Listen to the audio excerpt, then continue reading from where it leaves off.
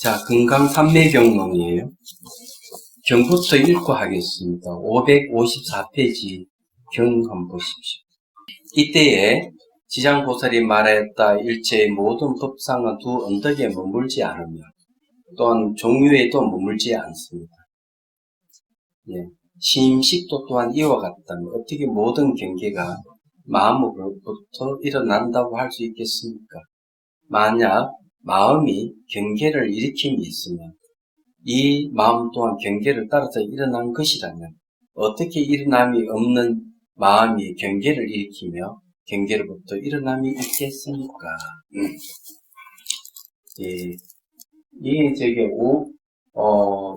몸의 구성 요소에는 흙물불 바람, 이 5대의 기운에 의해서 나오는 게 이제 일어나는 게 마음이고, 마음에 의해 가지고 경계가 나타난다. 이렇게 이제 온갖 얘기를 하고 있어요.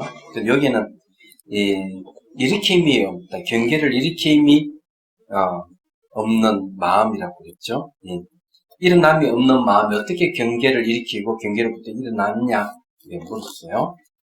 이때 존자께서 개소를 말씀하셨고, 생이란 바와 능이 생기게 하는 이 두 가지는, 이 둘은 능소의 이형이다. 능소는 주관객관이라는 거죠. 모두 본래 명칭이 있군 자체 성품이 없으니 있다고 집착하면 공의 꽃이나 환상과 같다. 마음이 아직 일어나지 않았을 때에 경계도 이때에 일어나지 않고 경계가 아직 일어나지 않을 때에 이때에 마음 또한 정멸하니 저것은 곧 본래 모두 없는 것으로서 또한 존재하지 아니하여 있지 아니한 것이다.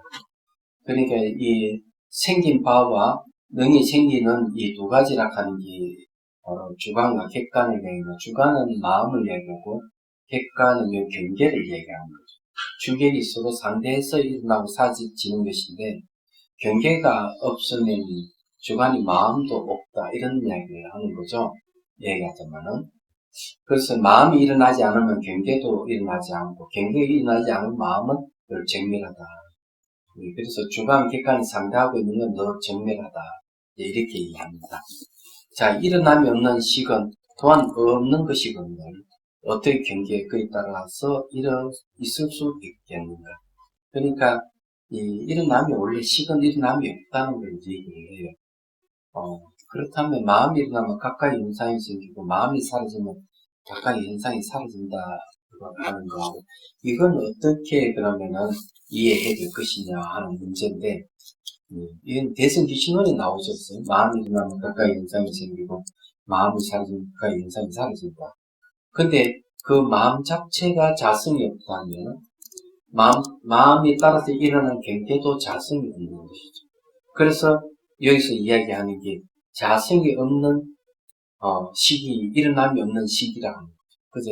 그렇기 때문에 우리는 생각에는 마음 따라 현상이 생기고 마음 따라 현상이 사라진다고 하지만 일어나거든 사라지든 원래 자성이 없는 것이다. 그래서 마음이 자성이 없다. 이렇게 이제 얘기하는 겁니다. 근데 이제 주의할 것이 있어요. 마음이라는 것은 자성이 없다고 했지, 마음이 없다고 한 건 아니에요. 그건 다른 거예요. 마음이 없다는 거와 마음의 자성이 없다는 건 다르다는 걸 아셔야 됩니다. 봅시다. 이것은 6번째 무상 법품 중에서 제기된 의심을 결단한 것이니 저 품에서 다음같이 말했다. 무엇을 책밀하는 사례의 상이라 합니까? 부처님이 말씀하실 때 이치 이에는 옳고 그림이 없다. 옳거나 그림이 있다 한다면 곧 모든 생각을 일으키는 것이니 천가지 생각, 만가지 생각은 생멸의 모습이다. 이제 이 뒤의 말에 의하면 다시 저 글에 대하여 다음같이 의심하였다. 만일 식이 옳거나 그런 경계를 일으키며 경계의 모습이 다시 모든 망념의 식을 일으킨다면 이 심식은 일어남도 있고 멸함도 있는데 어째서 두 언덕에 머물지 않는다고 말하였으며, 두 언덕은 뭐겠어요? 일어남이라는 언덕과 멸함이라는 언덕이겠죠? 만일 모든 심식은 마음입니다. 만일 모든 마음이 이런 남도 없고 외람도 없다면 어떻게 모든 시의 경계를 일으킬 수 있겠는가? 이에 같은 의심에 의해서 이와 같이 질문한 것이다. 두 언덕에 머물지 않는다고 한 것은 이런 남도 없고 외람도 없기 때문이고, 이 두 언덕에 머물지 않는다면 이런 남의 언덕과 외람의 언덕에 머물지 않는다는 거죠. 이게 중요해요. 이런 남도 없고 외람도 없다는 것은 어떻게 알 수가 있는가면요, 수행해보면 알아요. 그걸 어떻게 관찰하면 아느냐면, 일어나는 순간순간 자취가 없음을 관찰하고, 사라질 때도 사라지는 순간순간 자취 없음을 보면, 일어나고 사라진 자체가 자성이 없는구나, 이를 알 수가 있어요. 그래서 이 경계 자체도 자성이 없는데, 마음이 일어나는 건 똑같아요. 생각이 일어나는, 감정이 일어나도 일어나는 순간순간 자취가 없고 사라지는 순간순간 자취가 없고. 그러니까 무슨 일어남이 있고 멸함이 있겠어요. 안 그래요? 그래서 이제 일어남도 없고 멸함도 없다고 얘기하는 거예요. 그 심시에 경계를 일으킬 수 있겠는가? 못 일으킨다. 그렇게 얘기합니다. 그렇지만 이제 어리석은 사람 눈에는 일어나고 사라짐이 보이는 거예요. 지혜가 있는 사람은 일어나도 일어나는 자취가 없으면 보이기 때문에 일어남이 아니고, 사라지는 순간순간 자체 없음을 보기 때문에 사라지는 게 아니거든요. 그래서 벌써 보는 시각이 다른 거예요.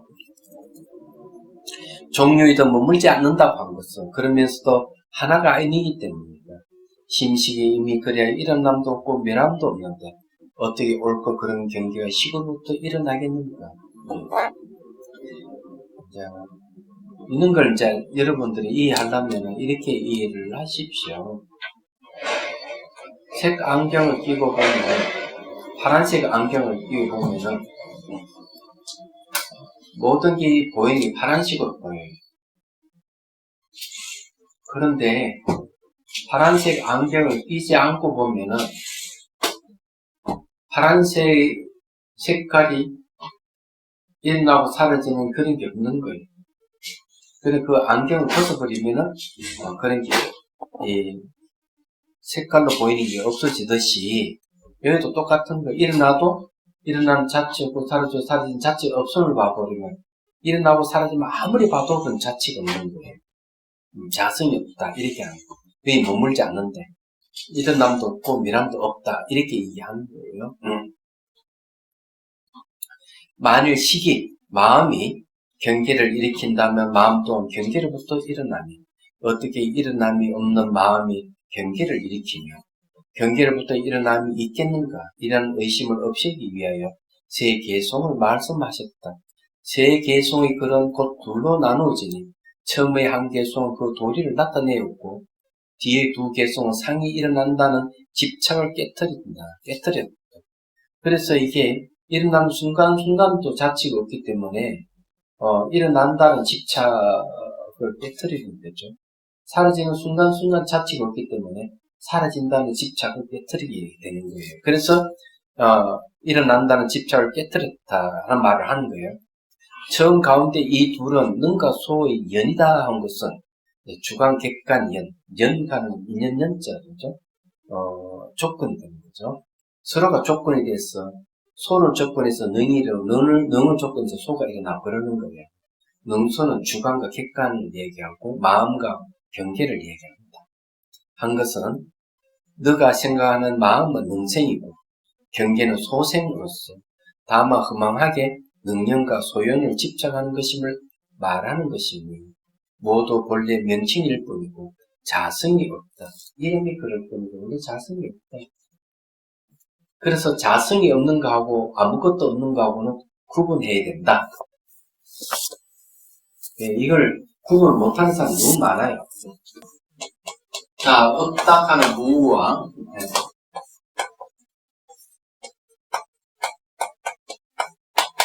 무자성하고 이 두 가지는 다르다. 뭐가 다르냐?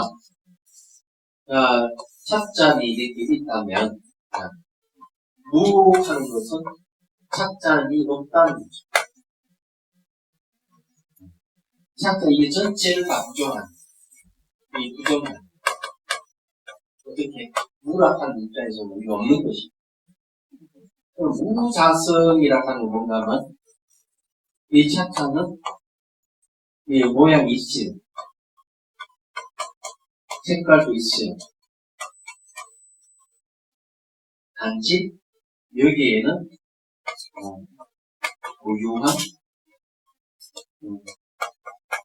자체 성품이 있다.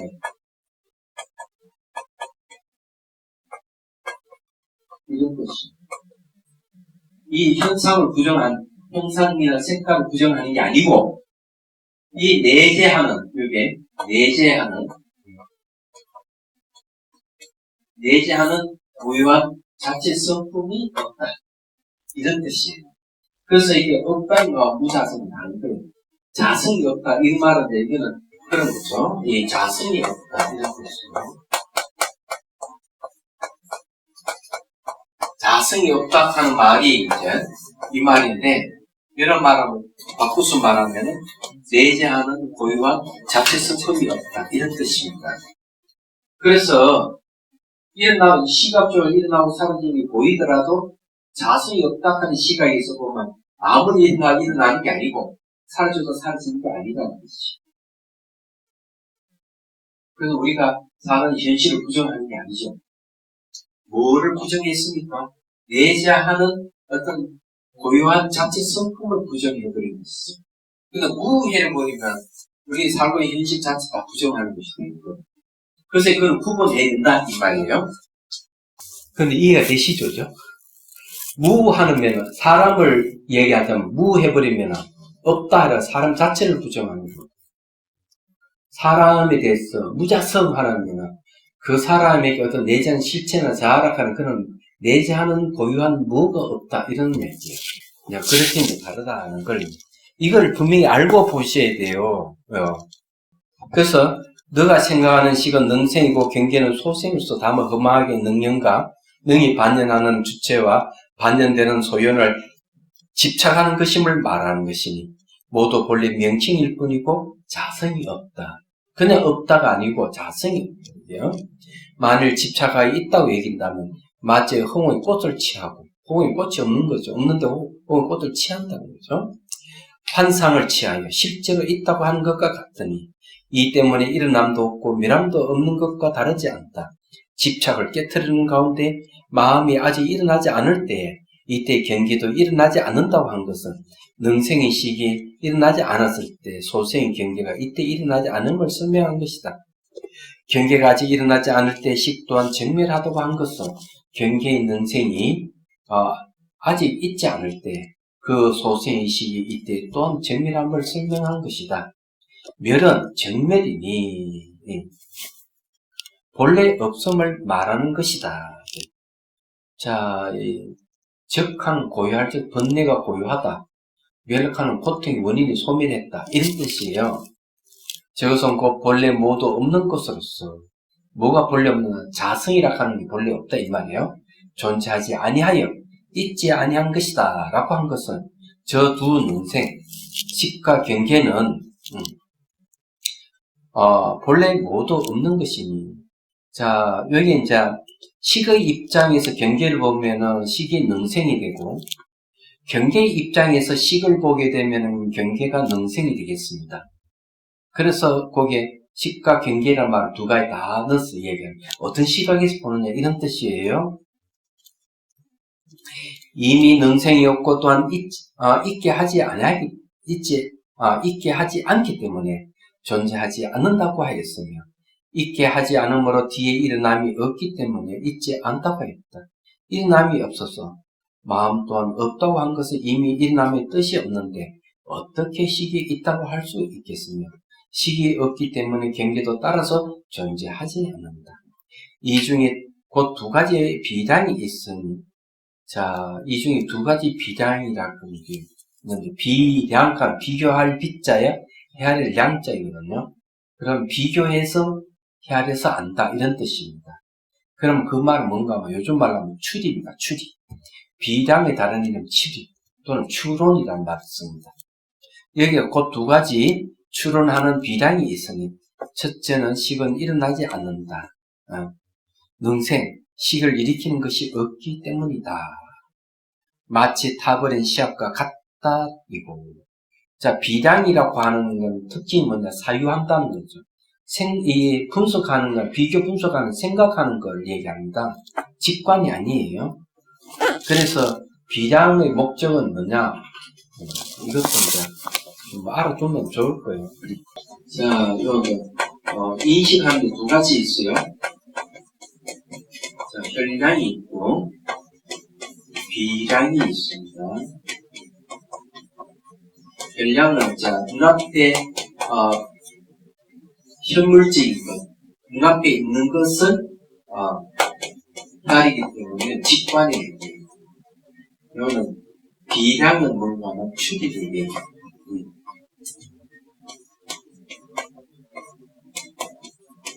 그럼 뭐가 다르냐 하는 거죠. 자, 직관은 눈앞에 있는 것을 보는 겁니다. 그럼 추리는 눈으로 볼 수 없고 눈으로 볼 수 없고 손으로 만질 수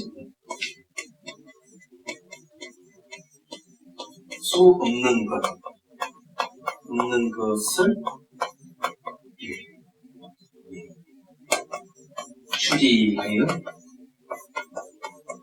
안다 이거죠. 그러면 그런 거 어떤 게 있을까요? 추리 대상은 어떤가 하면 잘 알다시피 공승이 불승이 또는 중도 같은 거 이런 것은 눈으로 볼 수 없고 손으로 만질 수 없어요. 이런 걸 이제 추리를 통해 가지고 알 수가 있다. 이런 겁니다. 모든 존재의 근원은 직관으로 몰라요. 추리를 해야 돼요. 그렇지만 추리 하나로는 다 안 돼요. 추리를 해가지고 공성이 드러나면은 그때 다시 직관을 통해서 들어갑니다. 직관을 통해서 이제 그 공성이 들어가거나 불성이 들어가는데 그럴 때 이제 깨달음이 와요. 그 깨달음을 뭐라 하는가 하면은 정지라고 합니다. 정지. 깨달음을 요 둘로 써가지고 깨달음이 일어나는데 이걸 다른 말로 하면 정명할 정자에 알지자. 정지. 정지소지 비역경하다는 정명할 정자 쓰잖아. 내가 몸으로 체득해서 알았다. 저 두 능생, 식과 경계는 본래 모두 없는 것이니 이미 능생이 없고 또한 있게 하지 않기 때문에 존재하지 않는다고 하였습니다. 있게 하지 않으므로 뒤에 일어남이 없기 때문에 있지 않다고 하였다. 일어남이 없어서 식 또한 없다고 한 것은 이미 일어남의 뜻이 없는데 어떻게 식이 있다고 할 수 있겠으며 식이 없기 때문에 경계도 따라 존재하지 않는다. 이 중에 곧 두 가지 비량이 첫째는 식이 일어나지 않는다. 능생이 없기 때문이다. 마치 타버린 시합과 같다. 자, 여기에 이제 참 식이 일어나지 않는다는 말이 뭡니까? 결론이죠. 결론이 이걸 종이라고 합니다. 종. 마루 종자 때 종. 능생이 없기 때문이다. 능생이 없다 하는 거는 요거는 이제 이유입니다. 이유라 해서 이렇게 원인 인자 씁니다. 마치 타버린 시야가 같다 이렇게 하는 거는 이건 유라 그래요. 유는 이제 비유를 얘기합니다.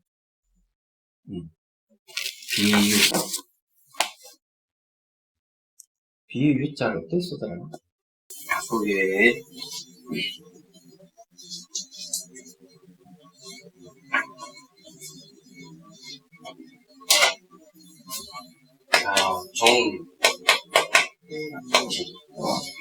식은 일어나지 않는다. 식은 마음이죠. 식은 일어나지 않는다.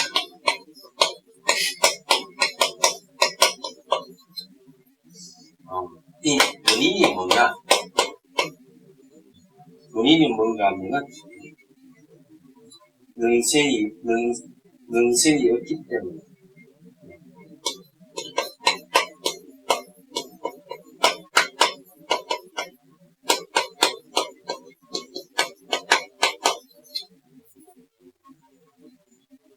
그럼 이유가 뭐냐?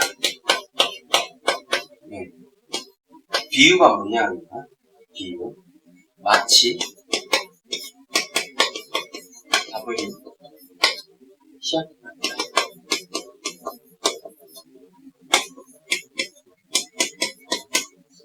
이거 비량이거든요.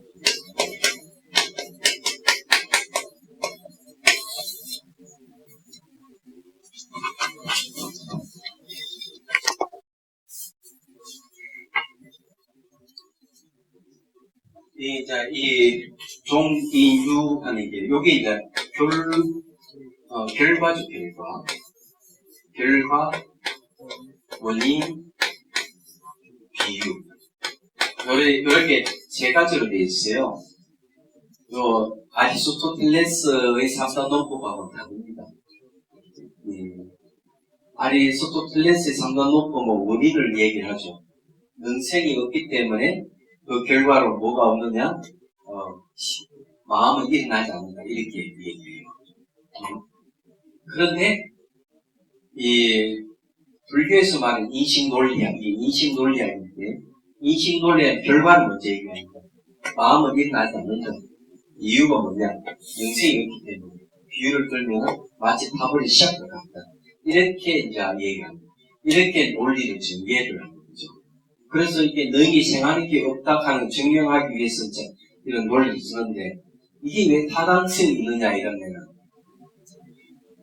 이유예요. 여러분들이 이제 알아야 되는데, 왜 하필 원인을 먼저 얘기하지 않고 결과부터 먼저 얘기하느냐.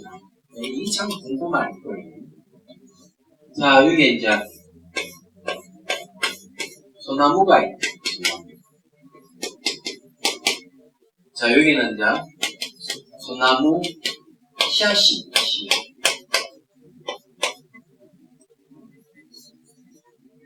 자, 여러분 어떻게 생각합니까? 소나무 씨앗에서 소나무를 보면은 소나무가 있다 하는 게 우리가 추리할 수 있죠. 이게 정당합니까? 왜냐하면 소나무를 보니까 소나무 씨앗이 있구나. 그렇게 추리하는 게 맞을 거예요. 소나무 씨앗이 있기 때문에 소나무가 있다는 얘기죠. 그 사이에 변수가 있을 수 있죠. 그렇지. 소나무 씨앗이 이건 원인이잖아요. 소나무는 결과죠. 자, 원인에서 씨앗이나 원인에서 소나무랑 결과를 보면 중간에 이 정확성이 없는 거예요. 소나무 씨앗이 중간에 없어질 수도 있고 썩어버릴 수도 있고. 그렇지만 결과의 입장에서 소나무라 하는 결과에서 봤을 때는 반드시 소나무 씨앗이 있었다 하는 알 수가 있는 거예요. 정확하게. 그래서 결과를 먼저 얘기하고 원인을 얘기하는 게 사실적인 가능해요. 이게 불교인식 논리예요. 아리스토텔레스의 3단 논법하고 다른 점이 고기. 무슨 말인지 이해가 되시죠? 그래서 이제 불교 인식 논리하고 굉장히 발달되어 있어요. 첫 번째 이제 논리입니다. 이게 비량이에요. 둘째는요, 경계는 일어나지 않는다. 소종, 경계가 연유하는 곳, 소종이 없기 때문이다. 마치 거북이 털로부터 나온다는 것과 같다. 이거는 이제 하나는 뭡니까? 요거는 이제 앞에 이제 얘기했듯이, 여기 결과는 경계를 이제 요거 식하고 여기 경계로 보는 거죠. 첫 번째 비량은 식을 갖고 일어나는 게 없다. 두 번째 이 경계가 일어나지 않기 때문에 능생이 없다. 마치 이 거북이 이렇게 털이 없듯이 이렇게 비유를 들어서 얘기하는데 이상 6부분에서 의심을 각각 결단함을 마쳤다. 운요 스님의 불교 인식 논리학이 글이 있습니다. 판비량론이라고 논서가 있어요. 판비량론이 있는데 그 판비량론은 전부 다 있는 게 아니고 일부분만 발견됐어요. 그것도 일본에서. 그게 온전히 완전한 그 책이 다 나왔으면 얼마나 좋겠어요. 자, 그래서 이제 경계, 마음도 능생이 아니고 경계고 능이 또 능생하는 게 아니다. 이렇게 얘기했습니다. 왜? 자성이 없기 때문에.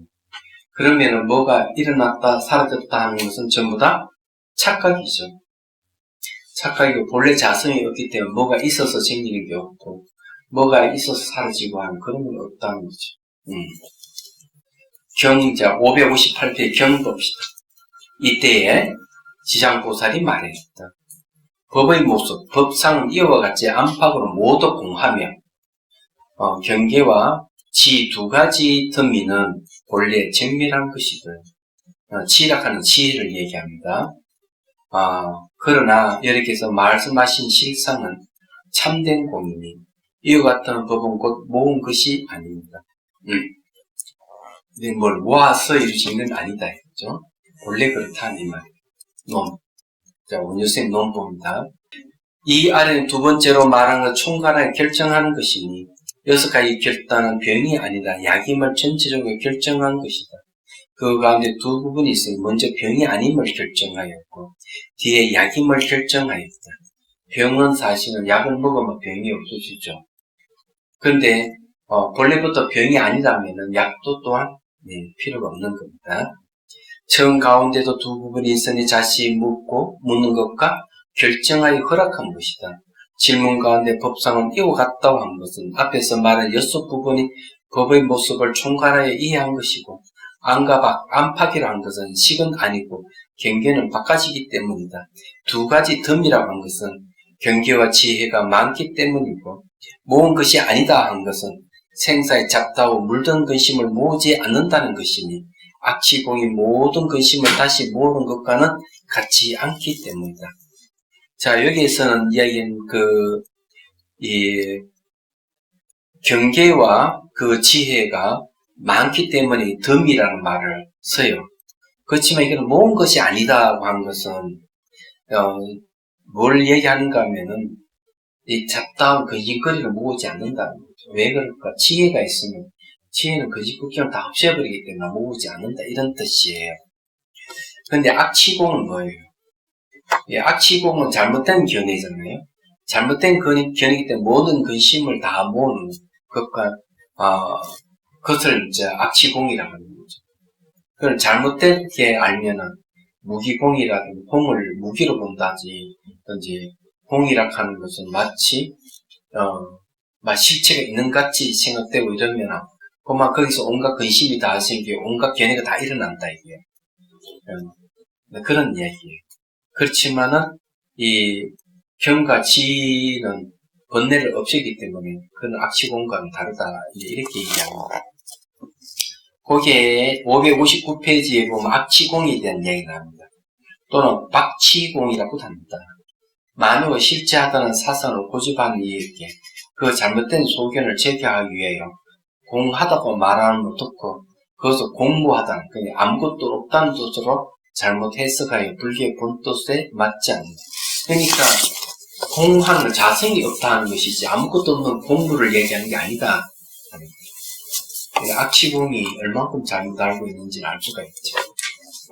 이해가 됩니까? 그래서 아무것도 없다 그러면 무엇이 아무것도 없느냐고 물어봐야 돼요. 말하자면. 모든 걸 허무한 허무주의를 봐버리면 악치공이 떨어지는 거예요. 내장은 자성이 없다. 이렇게 얘기해야 되지. 보이는 대상 이거 다 아무것도 없다. 이래 봐야 돼요. 비슷한 게 있어요. 환이다. 환과 같다 하는 거하고 이게 두 가지는 다르다는 거예요. 그래서 이제 전철을 타고 오는 공부하러 이제 오는 분 중에서 그런 어느 거사가 만났는데 거사하고 이제 대담하는 가운데 이 거사는 모두는 환이다 이렇게 주장하더라고요. 그래서 자기는 환이 아니고 환과 같다 이렇게 주장했다는 거죠. 그래서 논리적으로 그 거사를 다운시켰다 이러면 얘기하는 분이 계시더라고요. 근데 환이다 이러는 거는 아무것도 없는 공과 허무와 같다는 걸 얘기해요. 허무주의를 주장하는 게 환을 얘기합니다. 모든 건 환이다 이러면 허무주의를 얘기합니다. 환과 같다 이런 거는 허무주의가 아니에요. 사물이 본질이 실체가 없다 이런 뜻이지 사물을 부정하는 건 아닌데 환이다 이러면 사물을 부정해버리는 걸 얘기합니다. 그럼 사물을 부정한다 하는 것은 허무주의를 얘기하는 거죠. 환과 같다 그런 거는 환경과 같이 실체가 없는 것이다. 그렇지만 이 사물이라 하는 게 실체 없는 것이지 사물 자체가 이것이 부정하는 건 아니다. 이렇게 보는 거죠. 그래서 이 보는 시각이 다른 거예요. 예를 들어가지고 찻잔을 환이다 이러면은 차를 이렇게 따라서 마실 수가 없어요. 환이다 이건 없어야 되니까. 환과 같다 하면은 찻잔은 내 잔은 실체가 없지만은 이 찻잔을 부정하는 게 아니기 때문에 차를 담아서 마실 수가 있는 거예요. 이런 차이예요.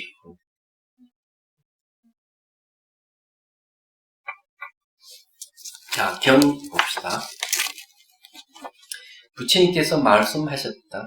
그렇다. 여실한 법은 색도 없고 몸름도 없으며 모여지는 대상도 아니고 모으는 주체도 아니며 의도 아니고 대도 아니다. 아니다 하는 건 뭘 왜 아니다 할까? 딱 결정이 이렇게 뭔가 이렇게 카테고리가 있는 게 아니다 이런 말이에요. 이것은 하나의 본래의 과법이며 깊은 공덕의 덤이이다. 가법이라고 하는 거는 이게 갈래를 친 걸 얘기하죠. 자, 논 봅시다. 이것은 여러께서 인정한 것이다. 색이 없다고 한 것은 유에 집착하는 병을 내지 않기 때문이고 몸무림이 없다고 한 것은 또 악취고의 병을 벗어나기 때문이다. 모이는 것도 아니다 한 것은 고재가 공하기 때문이고 고재라고 하는 것은 바로 괴로움에 대한 진리죠. 괴로움에 대한 진리 그 자체 공이다 이거죠. 모으는 주체도 아니다 한 것은 집재가 고통의 원인인 집재가 공하기 때문이다. 의가 아니다 한 것은 오음 18개 등의 차별된 법을 벗어났기 때문이고 대가 아니다 한 것은 지수화풍 사대로 짓는 주체로서 상을 벗어났기 때문이다.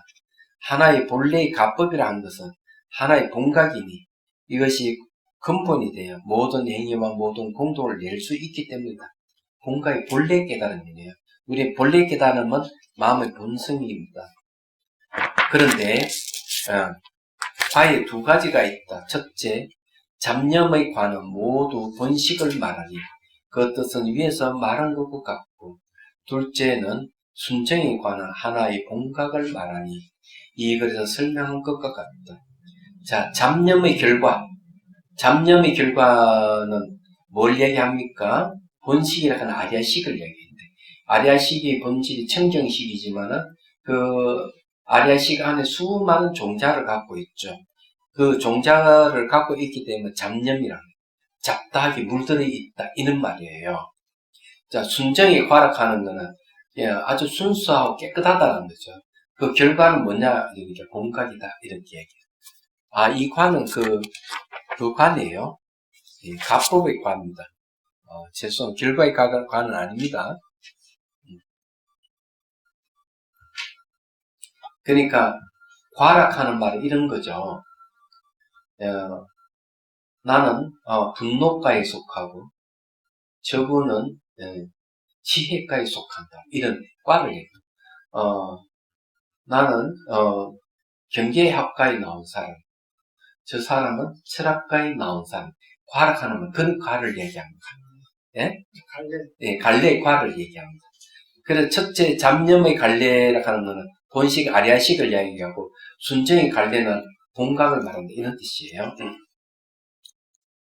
자, 이 글에서 설명한 것과 같다. 저 번식 중에는 일체 작다고 물던 종자를 모아놓았으나, 그렇죠? 종자가, 엽식이 많이, 엽식 종자가 모여있는 거죠. 그래서 아리아식이에요. 우선 이 본각 중에는 오직 매우 깊은 성공덕의 더미가 있으니, 아주 성품의 공덕이죠. 깊은 성품의 공덕의 더미가 있으니, 상을 벗어나고 성을 벗어났기 때문에 깊다고 하였으며, 항아의 머리수보다 많기 때문에 덤이라고 하였다. 이 말은 무슨 말인지를 여러분 아셔야 돼요. 자, 그러면 그 이유를 설명해 줘. 성공덕에 대해서 설명을 좀 하죠. 모래알 같이 많다. 이랬죠. 우리는 그냥 텅 빈 것만 얘기했지. 이렇게 공하지 않는 공덕이 많다 하는 거는 잘못 이해할 수가 있는. 요즘 말로 하면 무슨 말인가. 나의 본성은 허운같이 텅 비어 있지만 무한한 잠재력을 가지고 있다. 이런 소리. 무한한 잠재력이 뭔가 깊은 성공덕이를 얘기합니다. 예를 들어서 얘기하면은 향을 피우면은 향경기가 쫙 올라다가 어때요? 향기가 사라져 버리죠. 누굴 만나서 호공을 만나면 사라져 버립니다. 그럼 호공은 텅 비지 못하는 것을 없애는 성질을 갖고 있죠. 그죠? 비지 못하는 걸 없애는 성질입니다. 그와 마찬가지로 우리의 마음의 본성은 텅 비어 있는데 이 텅 비어 있는 건 어떤 공덕이 있느냐 하면은 향연기라는 번뇌를 없애는 작용으로 나타나기 때문에 그걸 공덕이라고 합니다. 그 텅 비어 있는 그 자체가 공덕이 되는 거예요. 그냥 텅 비어 있다 하는 물질이 아니다 이런 소리예요. 그래서 대성기신론에서는 기본적으로 거기서 뭔가 지혜대강명, 텅 비어 있는 이놈이 번뇌를 다 없애기 때문에 지혜대강명. 그걸 걸림없이 주변을 쫙 비추게 있다 변조라고 하는 말을 씁니다. 그리고 대상이 무엇인지를 아는데 진실하게 돼 진실식지라고 얘기해요. 그 다음에 이놈은 청량해서 불변한다. 바뀌지 않는다. 그래 그 자체 성품이 아주 청정하다. 청정심을 얘기합니다. 그리고 그 자체가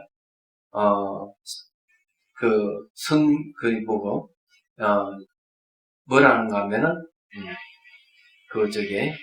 상락아정이다. 항상하고 나 아닌 게 없고 즐겁고 깨끗하다 이렇게 얘기하죠. 상락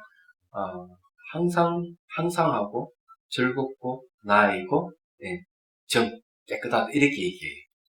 그래서 이게 성품이 이제 그와 같다는 이게 이제 바로 무량성공덕이에요. 한량이 없다 이렇게. 자 그러면은 이제 논 봅시다. 자 원효스의 말씀을 봐야 되겠죠. 이 아래는 두 번째로 약임을 살펴서 결정한 것이다. 약이라고 하는 것은 병을 없애는 역할을 하는 겁니다. 그 말은 방편이라는 뜻이에요. 그 가운데 또한 두 부분이 있어요. 먼저 보살의 자신을 질문하였다. 질문 중에 세 부분이 있어요. 첫째는 앞의 깊은 공덕의 더미를 이해한 것이고, 둘째는 그것에 의하여 이관이 깊이 들어감을 나타낸 것이며, 이관이란 말이 쓰네요. 이관이라고 하는 것은 이치이체 볼관자입니다. 얘기하자면은. 그러니까 이치 들어가는 관찰이니까 이파산나네요. 이제 이런 걸 확실히 이제 잘 봐야 돼요. 지장보살이 말했다가 요 경이 나오잖아. 경에서 지장보살이 말했다. 불가사의마 불가사의. 이걸 안 했다고? 네. 참 그러네. 경을 안 읽었구나. 네. 논부터 읽었네. 죄송해요. 경 봅시다. 지장보살이 말했다. 불가사의하면 불가사의한 덤이입니다. 여기 불가사의한 덤이라고 하는 무량성공덕을 얘기합니다. 한량 없는 성품의 공덕을 불가사의한 덤이다 이렇게 하는 거죠. 7식과 5식은 일어나지 않고 8식과 6식은 정멸하며 9식의 상은 공적합니다. 자, 7식 하는 것은 시각, 청각, 제7식은 제7식을 내야만 말라식을 이야기하고, 5식이라 하는 시각청각 후감미가 촉각을 이야기하고, 8식은 아리아식을 이야기하고, 6식은 의식을 이야기합니다. 그래서 이게 7식과 5식은 일어나지 않고, 8식과 6식은 정멸하며, 9식은 안마르식이는 청정식을 해요. 청정식의 상은 텅 비어있는 공적합니다. 유도 공하여 있지 않고, 무도 공하여 있지 아니하니, 유무를 다 공하다 이거죠. 아니하니 세종께서 말씀한 것처럼 법과 의는 모두 공합니다. 공하다고 이야기하는 것은 있다 없다 하는 것이 있다, 존재하지 않는다는 그런 뜻이고, 그런 것. 공적함에 들어가 행위함이 없으나 모든 업을 잃지 않으며, 아와 소, 네.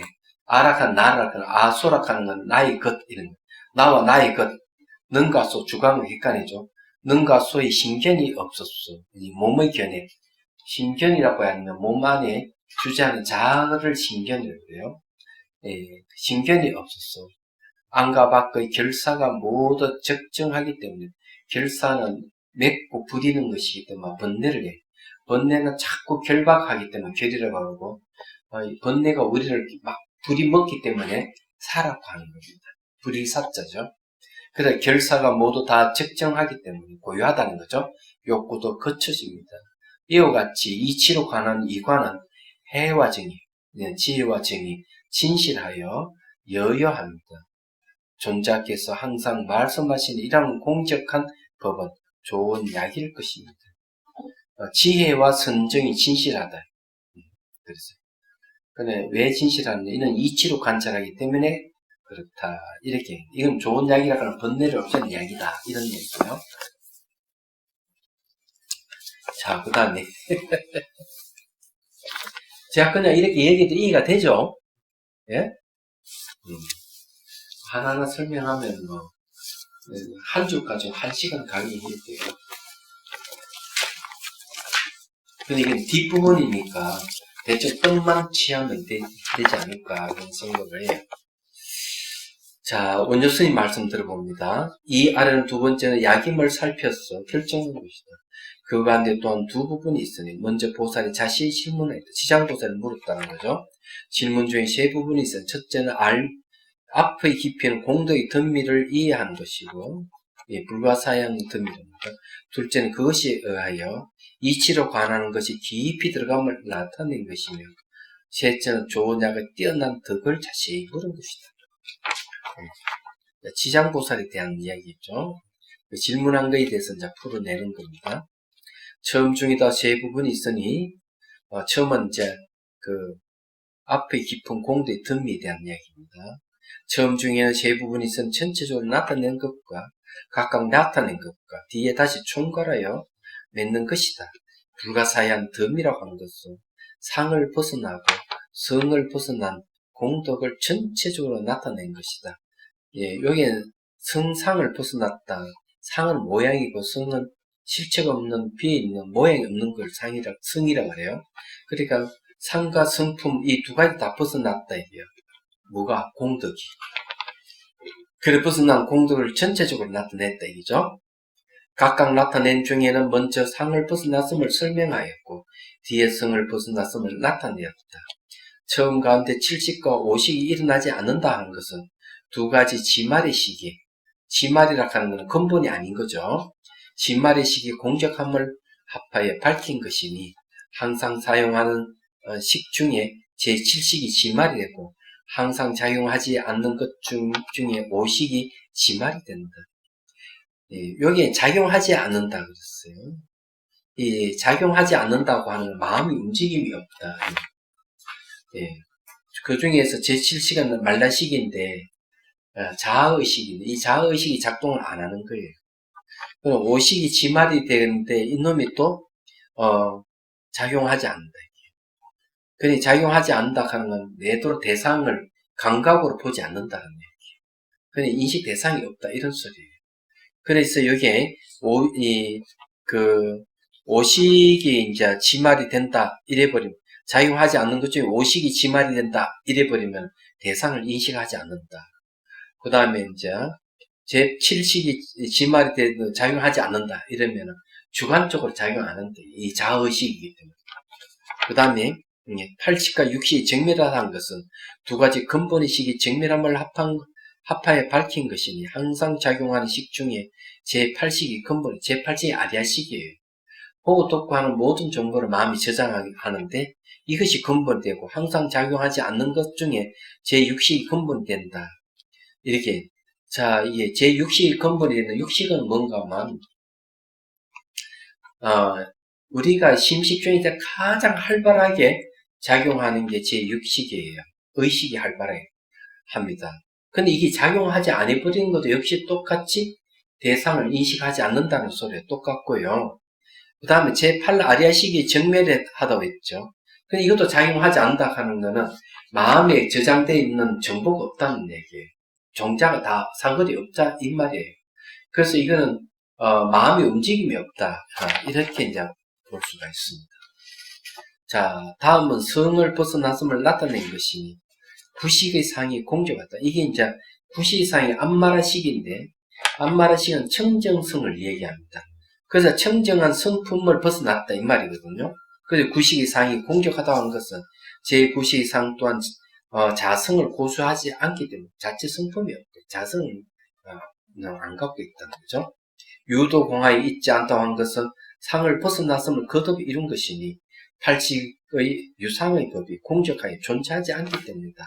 무도공하에 있지 않다고 하는 것은 성품 성을 벗어난 것을 거듭 이룬 것이니 구식의 무상의 성이 공적하에 존재하지 않기 때문이다. 그냥 유무를 다 벗어난 거죠. 그래서 이제 유를 벗어났기 때문에 상을 벗어났고 무를 벗어났기 때문에 성을 벗어났다 이렇게 얘기해요. 일심은 이와 같이 상을 벗어나고 성을 벗어났어. 그 무량한 공덕의 덤이니. 그러니까 성상을 다 벗어났으니까 한량없는 공덕의 무덕이다 이렇게 얘기해요. 그래서 우리의 마음은 나에게 무한한 잠재력이 있다 이런 거. 이 무한한 잠재력은 어떤 역할은 번뇌를 없애는 무한한 잠재력이에요. 내 안으로 번뇌를 없애는 무한한 잠재력이 있고 바깥으로는 중생을 구제하는 무한한 잠재력이에요. 그래서 수행을 하면은 지혜가 개발돼서 내 안의 모든 번뇌를 청소하고 중생이 갖고 있는 번뇌를 없애도록 도움을 주는 거죠. 그런 식으로 나타난다. 이렇게 이제 보면 돼요. 이와 같은 것을 불가사의한 덤이라고 하였다. 세종께서 말씀하신 것과 법과 의가 모두 공적하다고 한 것은 셋째로 상을 벗어나고 성을 벗어난 걸 전체적으로 맺은 것이다. 자, 법이라고 하고 법은 뭔가 하면은 그 모습을 얘기하면은 의락하는 거는 그 내용을 얘기한다고 뭐 틀림없어요. 그래서 법과 의가 공적하다고 하는 거는 상과 성을 벗어났다 이런 소리예요. 상은 법에 배들치마 되고 성은 의에 배들치마 됩니다. 자, 그러면 물어볼게요. 이거는 찻잔이 모양이 있죠? 이걸 상이라 그래요. 예, 상. 상인데, 그럼 여기 성품은 뭘까요? 이 모양의, 찻잔의 모양은 성품은 뭐냐? 상은 눈에 보이는 거고, 성은 눈에 안 보여요. 실체가 없다 하는 거죠. 실체가 없는 게 성품이에요. 그건 어떻게 알 수 있냐? 탁 던지면 깨지잖아요. 그러면 이제 이걸 분석해보면, 흙에다 물을 넣고 막 반죽해서 모양을 만들어가지고, 그것을 이제, 말르는 거죠. 그 다음에 이제, 유약을 칠해 첫 번째 불에 구워내고, 다시 또 그림을 그려 또 유약을 칠해서 두 번째 구워내면은, 이런 찻잔이 되는 겁니다. 모양이 돼요. 그는 성품은 있는, 처음부터 찻잔은 존재한 것이 아니고, 여러 가지 결합체이기 때문에, 이 성품은 실체가 없는 거죠. 이걸 성상이라고 보통 얘기를 하는 겁니다. 그래서 그 모양이 있는 건 이건 법이라, 현상을 법이라고 그러고, 예. 그리고 이제 이 안에 실체가 없는 깨질 성질을 갖고 있는 건 의라고, 뜻있자 의라고 얘기합니다. 이해가 되시죠? 그러면 경전을 얘기하면 이 경전을 갖다가 법이라고 그러고, 의라 그러면 이 경계에 드러난 내용, 연기라든지 공성이라든지 이걸 의라 뜻자 쓰는 거예요. 그래서 하나는 모형이 있고 하나는 모형이 없는 것, 하나는 끝이 있고 하나는 안이 없는 것, 이렇게 이해해도 되겠습니다. 이해되시죠? 오늘 여기까지 힘 빠진 네. 경계. 네, 경계라는 말이 구체적으로 이 마음에 떠오르는 정도를 얘기하는 건데 왜 경계라고 얘기를 하는지 정확히 표현하는 경하는 거는 말이죠. 우리는 경계선 이러잖아요. 경계선. 그래서 눈에 보이는 거는 다 경이에요. 개라고 하면 이것이 구분이 되는 걸 세계할 때 구분이 되는 거죠. 그래서 요 찻잔이 경계이거든요. 내 눈에 보이고 다른 거와 딱 구분이 되잖아요. 이거 경계가 되는 거죠. 그러면 내가 공성을 깨쳤다. 공성을 알고 있는 게 경계가 돼요. 예? 이해가 되죠? 그죠? 그래서 이제 그러면 공성을 깨친 경계를 실제로 보여라 이러면은 이런 경계를 얘기해요. 공성의 다른 이름이 무소유입니다. 그죠? 무소유.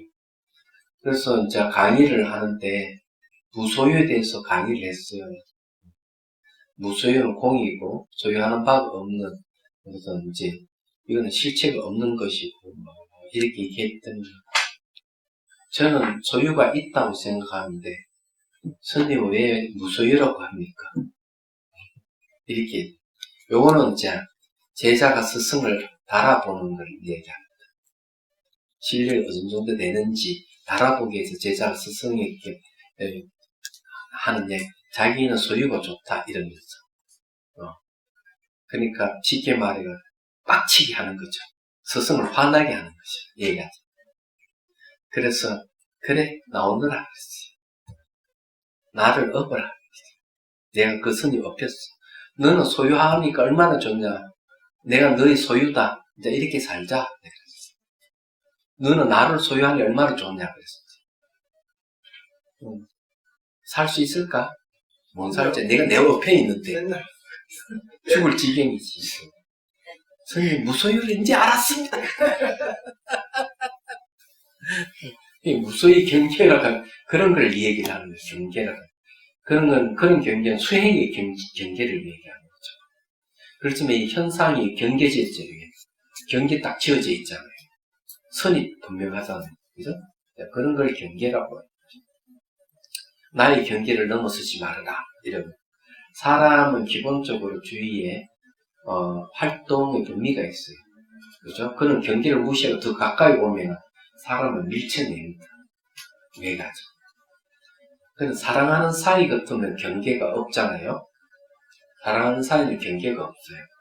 그렇지만은 사랑하는 사이가 경계가 생겼다 그러면은 남남으로 가기 때문에 항시 뭘 해야 돼요? 이혼할 준비를 해야 될 때는 경계란 말은 그런 데서는 이해가 되시죠? 그죠? 네. 됐습니까? 자성이 자성. 네, 보통 실체는 실체가 없다, 자성이 없다 이렇게 대부분 보통 저희 주변에 있는 사물들 그렇게 얘기하잖아요. 그럼 자성이 있는 혹시 주변 저희가 볼 수 있거나 느낄 수 있는 것 중에 자성이 있는 물체 같은 게 없습니다. 하나도 없어요. 네. 자성이 있다고 한다면 두 가지 조건에 맞으면 자성이 있다고. 첫 번째 조건. 자성이 있다는 그것이 독립돼야 됩니다. 그죠? 독립돼. 두 번째, 그 자성이 있다고, 수속 자자는 자성이 있다 그러면은 관계가 끝나야 돼요. 그러면은 독립되어 있는 것을 우리가 본다 이러면 어때요? 관계를 짓는 것이잖아요. 그죠?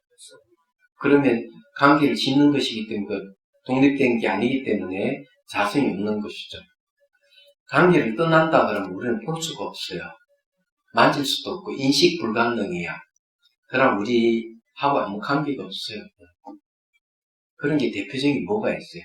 기독교에 말하는 하나님이죠. 하나님 자성이 있어서 유일무이하다.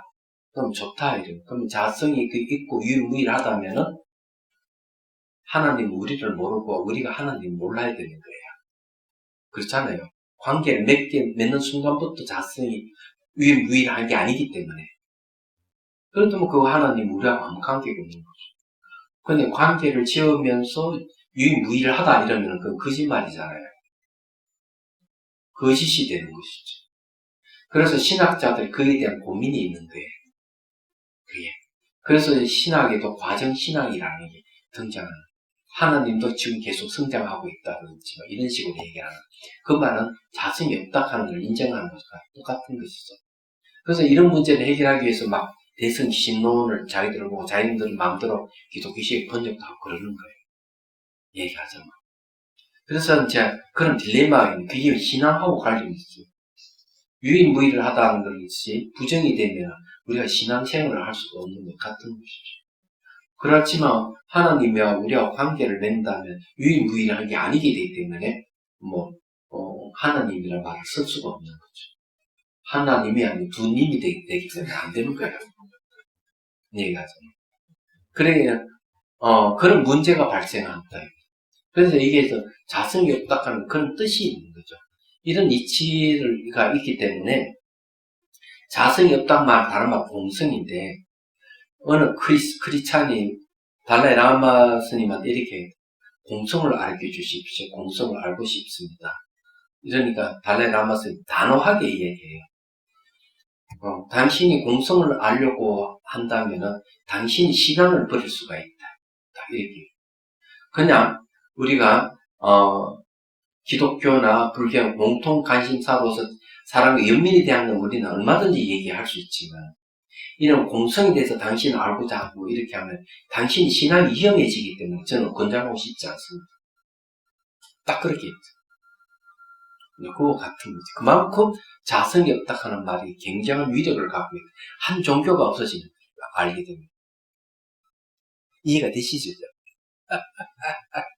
그런 뜻이에요. 성철교님 책 같은 경우는 자기 자성을 밝혀라 그런 말씀이에요. 그래, 자성을, 예, 그럼요. 자성을 밝혀보니까 공이더라. 됐죠? 그제 내 자성을 밝혀보니까, 예, 강명이더라. 말이 맞잖아요. 내 자성을 밝히니까 그 불성이더라. 그죠? 그런 식으로 이해해야 되겠죠. 그걸 오해가 자체성걸 실체성으로 이해하는 순간부터 깨달음이 없는 거죠. 예. 그래서 해석을 잘해야 돼요. 제대로 만나서 그걸 알아야 돼요.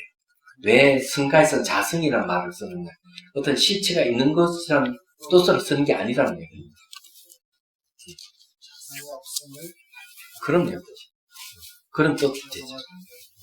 내 자성은 유도 아니고 무도 아니다. 이런 식이에요.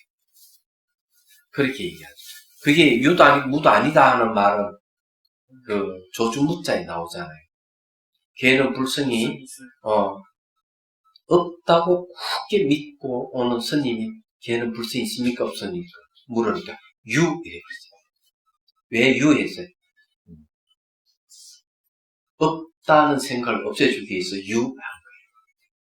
한성은 걔는 불성이 있다고 굳게 믿고 오면은 무 있다 하는 생각을 없애주기 위해서 무 이렇게 한 거예요. 그래서 있다는 집착을 하게 되면 무라는 말을 써서 없애고 없다는 생각을 갖고 허무주의에 빠져 있는 사람이 있게는 유라는 말을 써서 허무주의를 없애고 그런. 그때 이 조주선사 유무를 쓰는 건 정말 방편의 약입니다. 유무를 없애주기 위해서 유무를 쓴 거지. 이게 굉장한 논리예요. 그걸 이제 귀류논종이라는 말을 썼죠. 조주무자는 귀류논종학파에서 쓰는 논리와 똑같은 논리를 쓰는 거예요. 자, 그러면은 해양기 하겠습니다. 중생들을 구하려는 마음으로 깨달음의 정수를 이룰 때까지 부처님과 법과 성보에 항상 기이합니다. 지혜와 자비를 갖추고 유정을 위해 노력함으로써 부처님 앞에 머물겠습니다. 원만한 보심을 잃게 하겠습니다. 공개가 있는 한 중생이 있는 한 저도 함께 따라 머물며 중생의 고통 없이 자로 남겠습니다.